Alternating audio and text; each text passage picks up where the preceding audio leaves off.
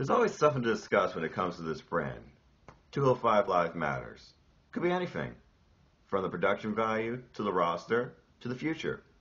So join in on the discussion, contribute your thoughts, contribute your own topics, and thank you for supporting this brand. Enjoy. Let's go ahead and talk about some simple 205 Live matters. So, first off, let's talk about potential additions to the roster, starting with stars that exist. I got two in mind. Robbie E and Tyler Breeze. Robbie E is the newest signee now for WWE's Performance Center in NXT. He's a former X Division champion and has experience under this type of wrestling back in Impact Wrestling. I could see him potentially going to the roster. I could also see, though, Tyler Breeze, and shout out to 205 Live Matters follower Christopher Willis, also a good friend of Lovey Cindy G. Thank you both, by the way. He thinks Tyler Breeze would be an interesting fit also to the roster. Now, would you call it a demotion or would you call it a character reset? What are your thoughts on either Robbie E and or Tyler Breeze joining the 205 Live roster? I remember Robbie in TNA. Like I said, I thought his character was entertaining. I think he'd make a good addition to the brand. Tyler Breeze is like one of those things. He was in NXT for over 5 years. He was coming along.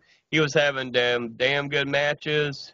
One of my favorite matches of him when he fought Jushin. No, what it was? Yeah, it was Jushin Thunder Liger. I'm trying to remember my history. Take over Brooklyn. You're right. Yeah, I'm trying to remember my history on here. But like I said, that was a damn good match. And like I said, I mean, he's very talented. Like I said, they put him on the main roster. He was getting a push for a hot minute, and then it was just like nothing. He was pretty much like the fall boy for everybody. So I think him going 205 Live would be really helpful in this instance in his career, and I think he could bring something to that brand. But then I kind of wonder, is Fandango going to go with him too? Good point. Are they going to bring the Fashion Police, the Fashion Files? They're going to do all that, or are they going to make Tyler Breeze's character a little bit more serious and let him go out there and just go all out and see what he can do and show the world how good he really is? Because I think that fashion, even though it's entertaining, Tyler Breeze is a lot better of a wrestler than that. He's a lot more than just that. I completely agree because, yes, you're right. When Tyler Breeze first showed up on the roster, feuding with Dolph Ziggler, he had his own little VIP section. He was this put-over super fashion model type thing. And yet now he's basically become the fall guy. I mean, his last real highlight, in my opinion, was his match against Ricochet back in NXT. And that was an open challenge for his North American Championship. But going back to what you brought up about the Fashion Police and Fandango, truth be told, the only cameo that Tyler Breeze and Fandango ever had on 205 Live prior to this was literally a segment with Drew Gulak, and they arrested him for being poor fashion, gave him a ticket when they were the Fashion Police. Now, Fandango, according to WWE Performance Center YouTube channel, he's currently rehabilitating, training, recovering. He's already talked about how he wants to come back as a serious competitor. He's marked off that comedy stick from his career. So I really feel like Fandango, if he were to come back, I don't think they would come back as the Fashion Police. So I feel like Tyler Breeze going to 205 Live would make sense as Fandango would go for his singles push. Because Fandango also had a hot start. He beat Chris Jericho back at WrestleMania 29 in his WrestleMania debut. So maybe this will bring back the whole, maybe this will bring back the whole like Fandango character, and then the serious Tyler Breeze, don't touch me, yada yada yada. But I could definitely see both men being rejuvenated as singles competitors, and I feel like Tyler Breeze would make a great fit for 205 Live. I could honestly see Tyler Breeze and Robbie E maybe being a tag team. Or maybe you could see it where Fandango and Tyler Breeze both go to 205 Live, and then you see an actual split, and then they could have a feud for a little while, and then go from there and have them actually do maybe an official split, do an official split, and then they could feud for a little bit and get going on that. And like I said, I think they could both work great against each other instead of being a team, just work great against each other just to build each other up. I'd like to see that going on. Well, sometimes the best person you can be in the ring with is your best friend as your opponent, because your best friend will probably give you the best match you will have. Definition, HBK and Triple H. If you haven't seen their matches from like SummerSlam and Hell in a Cell and the rivalry back in early days of Raw, folks, it was some of the best matches you will ever see. Okay. So those are potential additions as far as people that exist. Let's talk about desired additions to 205 Live in general.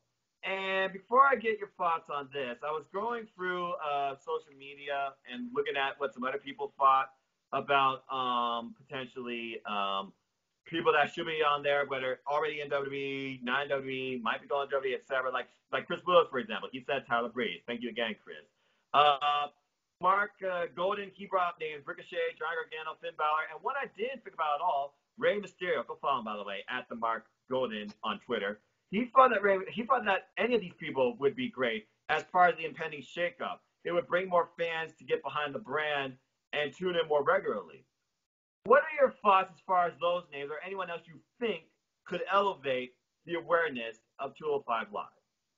Well, I remember we talked about this on the chat about if we were fantasy booking, for example, and I brought up maybe doing a match with past versus present, doing Buddy Murphy versus Rey Mysterio. I think that would bring some name recognition there. You know, Rey Mysterio pretty much between WCW and WWE is an 8-time Cruiserweight champion. I mean, like I said, he's got the history. He started off as a Cruiserweight. He was one of those innovators who helped build the Cruiserweight division back in WCW back in 95, 96, or no, 96 and everything like that. Right. I mean, he's one of those men that helped build the Cruiserweights for what they're known for. So him being a part of that, would definitely help elevate that show and would bring, I guess, I don't want to say more legitimacy because I think everybody that's on 205 Live has amazing talent. But that would bring more name recognition to the show where people would probably be like, ooh, I got to check this out. Rey Mysterio's back. I got to see what he's doing on that show. You see what I'm saying? If you had somebody like a Ricochet, the thing with Ricochet, he's so damn good. He could compete on any brand. But I'm loving what he's doing right now with Aleister Black. Now, I know that's probably not going to last forever. You know, eventually, like I said, any tag team breaks up, whatever. But Ricochet would be a good addition, too. But it's just hard to see right now what they would do with him with that. I mean, he could, if you don't do anything with Ricochet other than him come in, mainly win the title and help and go ahead and be champion and be a dominant champion, that's what I want to see do, not just going to like facing Brian Kendrick or different people like that. I'd want to see him in a top feud immediately if Ricochet came on there. Yeah, it's a very, very good point. And Aaron Riffian quoted saying that Ricochet is incredible, but he thinks he's actually too good for 205 Live, going back to your point. Same with Johnny Gargano and such. So, yeah, but I feel like Rey Mysterio will be a very interesting addition to the roster, or, as you said, even a one-off to face Buddy Murphy. That being said, Drake Maverick, one of the best cruiserweights in the world. Rey Mysterio, would you testify him still as a cruiserweight? Could that potentially be in the match we'll see next week? It could be possible if they brought Rey Mysterio in for that. That would be possible, too. But also, I've kind of thrown out to two other additions they could bring along Pete Dunne. We've talked about this before, me and you in past. We've talked about Pete Dunne going in there and still whether he's still the United Kingdom champion or not, going in there and wanting to try to challenge for that title and having a program and stuff. Or even bring in somebody like a Devlin. Right, we got to make sure, of course, he's under 205 pounds or whatever the metrics are in the UK. But, yeah, that's definitely another potential candidate. Yeah, so, again, I have this international shakeup, as they're calling it. It's got to involve some shakeup for 205 Live. I can't imagine them just going off the existing roster. There's either going to be more debuts or someone's finally going to get moved. But I'm very curious to see what they do. But, yeah, right now, off the top of my head, I think Rey Mysterio is definitely your go-to guy to face Mike Kanellis next week or Buddy Murphy down the line if Buddy Murphy is still Cruiserweight champ. But we'll get into that later. Good topic. Okay, so let's move on from there, and let's think about this. So we already know Drew Gulak, an incredible part of the 205 Live roster. He elevated it all in himself. He's all about for a better 205 Live. Well, my friend on Twitter, fellow No DQ Galaxy member, Brandon Greatman, who also talked about the first topic too, but also this topic. Thank you, by the way, Brandon. Go follow him, folks, at @FreeGreatman on Twitter. He brought up this. How to make 205 Live better. Now, when I think about how to make 205 Live better, I wonder what he means. Does he mean awareness? Does he mean overall star power? Does he mean overall production value? Does he mean overall sales? Does he mean overall viewership? How to make 205 Live better. Is Drew Gulak the answer to that, or at least the starting point to that?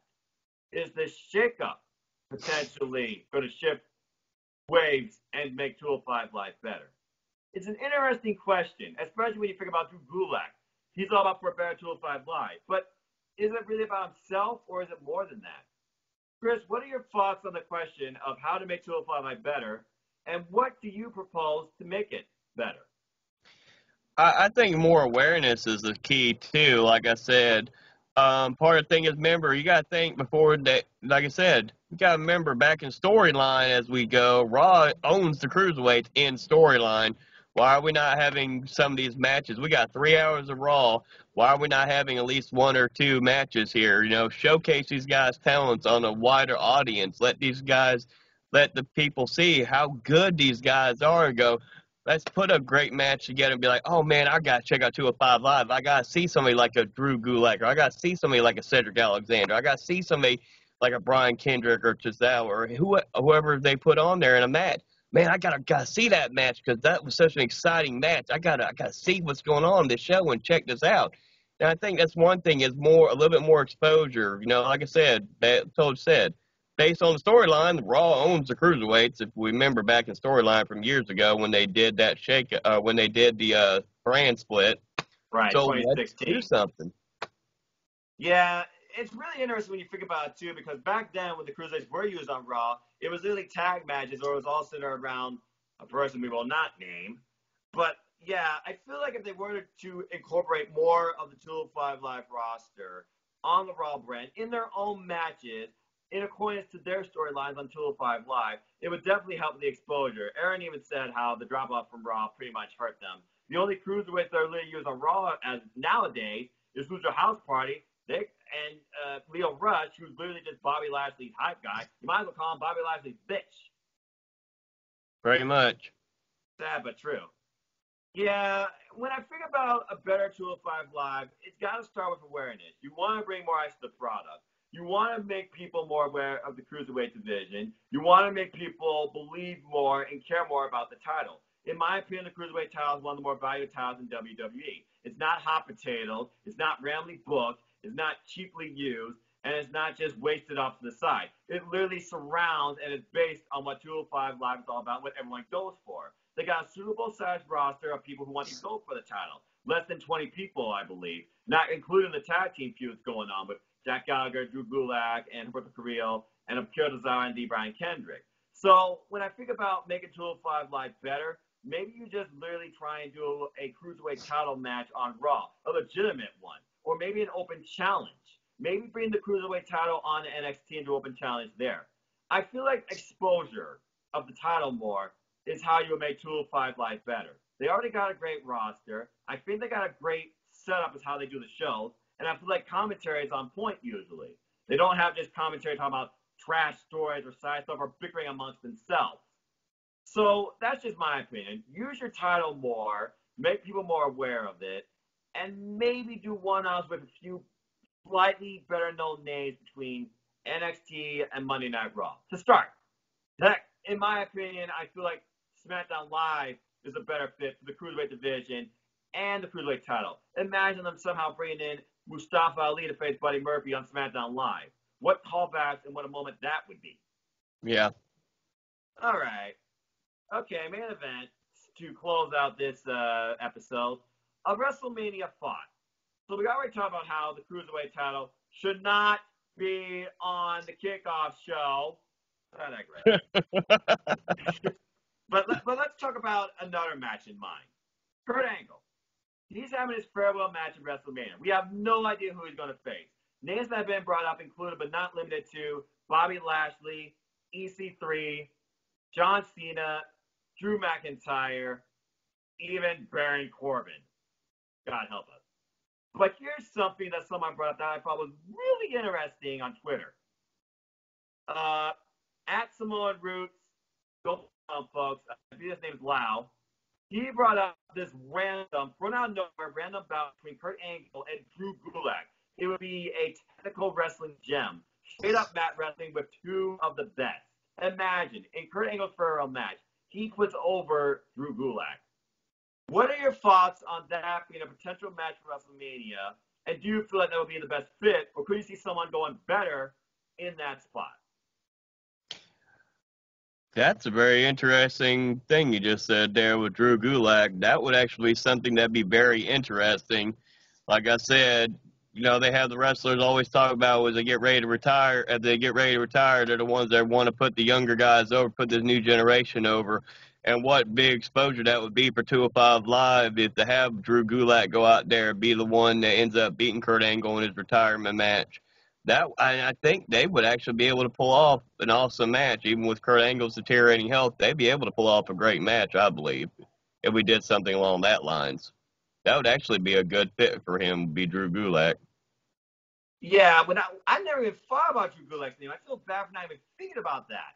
Because, yeah, when I was thinking about who could face Kurt Angle, I was like, okay, one of the obvious choices is John Cena. He started off in his debut match, now goes full circle. John Cena goes over on Kurt in his retirement. Mutual respect, farewell, thank you for this. This is the match I wanted, maybe in Kurt Angle's words. Drew McIntyre, he formerly faced Kurt Angle. He won. But Drew McIntyre, he's got to be the guy getting the next Roman Reigns push, especially after that angle on Raw.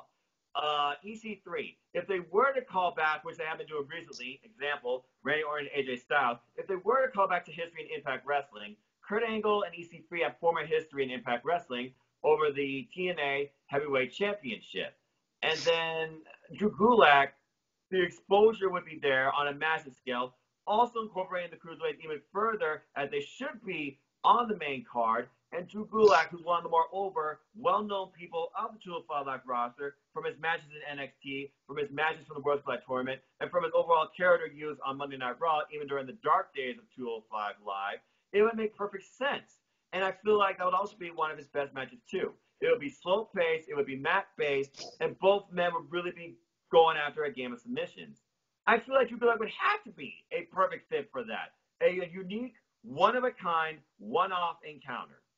So I completely agree with this guy, and I could definitely see Drew going over with Kurt giving him the push. Now, would this lead to Drew Gulak actually going up to the main roster or being a next potential candidate to the Cruiserweight title? I guess only time will truly tell. All right. Well, that was a fun discussion tonight on 205 Live Matters. Mr. Holiday, Chris Mace, thank you so much for joining me tonight on this wonderful discussion on 205 Live. Is there anything you would like to plug, and where can people find you? I say you can just follow me on Facebook at Christopher Edward Mace, and like I said, support Aftermatch Wrestling, support NoDQ.com, support this man right here. This man does a great show. Like I said, he is really passionate about 205 Live. Like I said, we're going to hope to God they get that WrestleMania match not on the pre-show, because he will never stop talking about it until we do. Because we don't want the bonus point being in any predictions whether the Cruiserweight match is in the pre-show or not. Don't get me started on that. I'll tell you what. Folks, the weeks come up to WrestleMania. I'm going to keep on pushing this thing into the ground until I know for sure that the Cruiserweights are not on the pre-show. They are on the main card. I'll be happy if they're the opening match for WrestleMania. As long as they're the opening match for WrestleMania, I'll be happy with that. Just get them on the main show. Yes. I mean, come on, Survivor Series. They were in the middle of the show. It was one of the better matches of the entire card. They deserve to be on the main card. Give them the opener. Give them the middle. Just don't put them on the pre-show. I don't care what Tony says from business standpoint. You guys deserve better. Your wrestling deserves better. But I digress. Okay. Anything else? No, just one thing I just was thinking about real quick. We're speaking about Drew Gulak, just popped in my mind. What if they do the Andre the Giant Memorial Battle Royal, where they have maybe the winner be the one that faces Kurt Angle in his retirement match, and have Drew Gulak win that to be able to have the right to face Kurt Angle in his retirement match? That might be an interesting idea. I just popped up in my head. That's not a bad idea at all, considering that trophy has little to no meaning. It would actually add stakes and make the Battle Royal actually mean something more. I could get behind that, because I could definitely see a lot of candidates in the Battle Royal either wanting the match with Kurt Angle or potentially being good at a match with Kurt Angle. Heck, I might get Cesaro versus Kurt Angle. I'd be okay with that. And maybe they can actually showcase those so-called NXT call-ups from a while back in the Battle Royals. I mean, we got Lacey Evans, we got EC3, we got Lars Sullivan. Maybe that could be Lars Sullivan's debut. He actually goes to the Battle Royal, he wins, and he gets the match with Kurt Angle. Because I could see that being an interesting back and forth bout. strength versus technicality, because Lars Sullivan is not the most finesse competitor in the ring, but he certainly is one of the most powerful. Yeah. Okay. And folks, if you want to follow me, talk about 205 Live Matters, suggest something for the show, you can look me up. You can DM me, look me up on my Twitter, nodq.com/Noah. Takes you to my Twitter page. Keep following nodq.com for this series, What's NXT, NXT UK Tea Party, the reviews, the live chats, our predictions league, and everything in between. Follow nodq.com. Go buy a shirt, nodq.com/shirts. Check out our playlist on Spotify. Hashtag #TeamNoDQ, over 5,000 songs. I'm pretty sure every theme from WWE then and now is probably on there, and probably some covers. Go buy a pen. There will be a meetup in Toronto. Stay tuned for more details on that.